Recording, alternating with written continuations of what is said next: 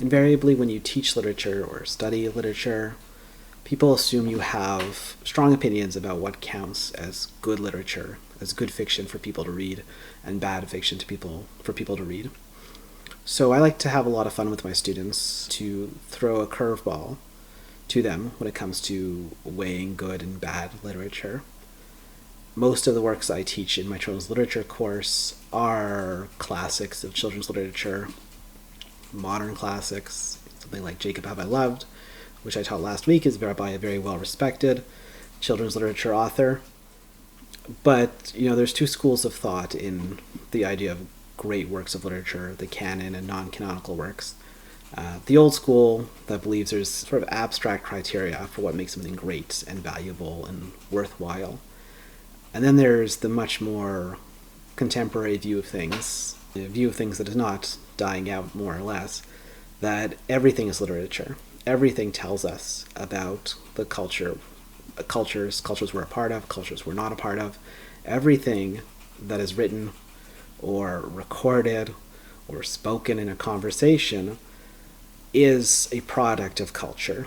It tells us something, and therefore worthy of our attention, because it helps us understand ourselves and our world. So when I teach children's literature, I get into a lot of different concepts that we'll see in literature. These are not meant, I don't teach these as criteria for what makes something children's literature or good children's literature, but they are things that pop up very often in children's works, and including classic works for children. So when I get to one of my later classes, I teach something that no one really regards as classic or great children's literature, but if you grew up in the 90s, you're very familiar with R.L. Stine's Goosebumps. And I like to teach The Haunted Masks, by many accounts the best of the original Goosebumps novels. R.L. Stine wrote, I think, it's like 6 of these a year in the 90s. They're like 120 pages, very fluffy, light horror. But getting back to those concepts I talk about when I teach, or concepts that we discover as we read children's literature, I have a list that I call up when I teach The Haunted Masks. And they're all concepts that I've got into in the course by the time we get to Goosebumps. We have child protagonists searching for their identity. There's ideas related to exploration and discovery of the self, of relationships, of the world around, of fantasy worlds that are meant to be analogous to the child finding his or her place in the real world. There's personal growth through trials and adventure, connected to the hero's journey. There's themes of loss of innocence in many of these children's books. Imagination, of course, very closely associated with childhood, although that's something I like to challenge a lot when I teach, perhaps because I was myself not a very imaginative child. Love, in all its different forms, comes up a lot in children's writing. Trauma, something I like to talk about a lot in children's writing. Just the whole experience of growing up, of constant change, of imperfect understanding of the world, people, and relationships can be traumatic, especially growing beyond a particular understanding into a new understanding. And that's often manifested in children's books as other kinds of trauma. Death, disease, injury, the loss of innocence itself, having to say goodbye to a fantasy world. And then finally, there's the issue of education, moral education, academic education, practical education, education in all its forms. There's obviously a very big concern in children's writing.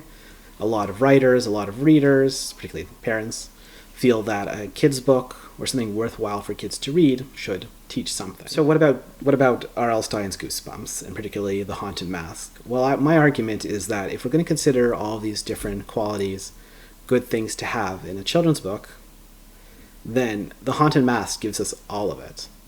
And yet it's this really silly horror story. Carly Beth is this character who likes to play pranks, and then she gets herself a mask, but the mask is haunted, and then it turns her into a monster, and her pranks get meaner and meaner.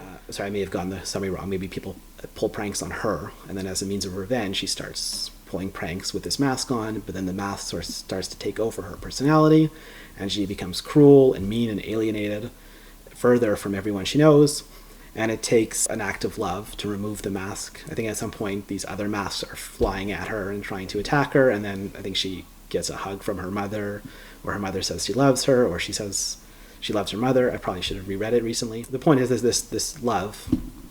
She rediscovers love, and the cruelness falls off of her face, and she loses the mask, and everything's good. And like all R.L. Stine books, there's a twist at the end that somebody else is going to find this mask, and the cycle will repeat. The story itself, again, it's very tropey, not very deep, or if you're an older reader, it's not that exciting. It's an easy read, it's a fun read, but it's not particularly memorable, as my fuzzy understanding of it, my fuzzy summary of it indicates. And yet it's also considered, I think for good reason, one of the best Goosebumps books, because we have this child protagonist, Carly Beth, who's searching for an identity. She wants to be more than the butt of the jokes. She wants to, not to be a pushover anymore. She explores and discovers new things about herself. She discovers a cruel side of herself. She discovers a more assertive side of herself. She grows through this adventure of being haunted and then being chased by these other masks. She loses her innocence in the process, where she becomes cruel. But she also is exposed to these horrors, these supernatural horrors that are kind of an extreme manifestation of the own horrors that live inside of her own propensity for evil or cruelty embodied in the way she puts on this mask. Of course, the whole thing is imaginative, and Carly Beth is exploring her own imagination about the pranks she can pull. Love saves the day.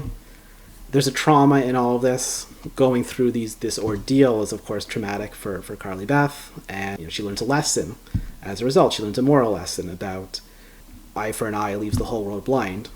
Responding to her tormentors by tormenting them is not going to solve a problem, it's going to amplify the problem and make the whole world a more dangerous place. So if you look at it from this angle, from the things it tells us about the experience of a child, setting aside the plotting and the very simplified writing style, a Goosebumps novel might be considered throwaway junk fiction, and yet it still taps into all these concepts related to childhood that we deem really important to think about in more elevated children's books. So when we're thinking about what's a valuable piece of writing for children to read, or if you're an author to present to children, I think it's best not to think about these hierarchies of fiction, of what makes good literature, but rather to think about what presentation of these universal ideas, that's a whole other can of worms, but what other presentation of ideas we deem worthy for children, which presentation is best for our child, and what does the child themselves respond to? Instead of judging the reading habits, encourage thinking about what's read.